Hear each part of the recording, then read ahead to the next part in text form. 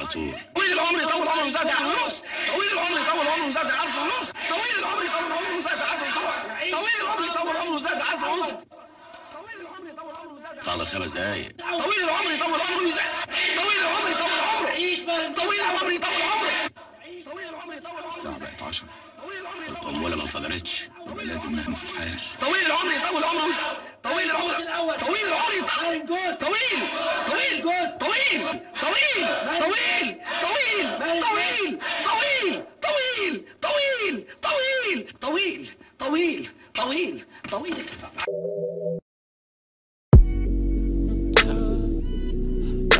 Don't play with it, don't beat it. السلام عليكم ورحمة الله وبركاته. أهلا بكم في حلقة جديدة في قناة الشارع الألماني مع محمود التلباني. النهاردة موضوع حلقتنا هو كوميدي أقرب ما هو تعليمي شوية. فالفكرة جات لي لما كنت لسه داخل كلية ألسن وقاعد مع واحد صاحبي فزلوك شويتين، فبيسألني، هو كان في علوم، فبيسألني هو ألسن صعبة والألماني أو الكلام ده كله، فقلت له والله هو ألماني صعب. فبيقول لي ألماني إيه يا اسطى اللي صعب؟ ده الحوار كله هاي هتلر. فقلت له ايه هاي هتلر؟ هتلر هو واحد يا ابني قاعد على القهوة؟ ده هتلر لو عثر فيك هيحرقك.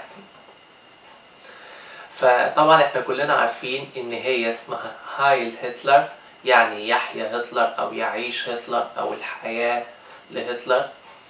وبرضو الانجليز عندهم مصطلح بيستخدموه في الحياة السياسية، وهو مثلا يقولك long life، فلونج لايف هتلر يعني بنأمل في الحياة الطويلة للحاكم. تمام، بس كده. فده كان موضوع حلقتنا النهاردة، أتمنى يكون عجبكم. بس شبات.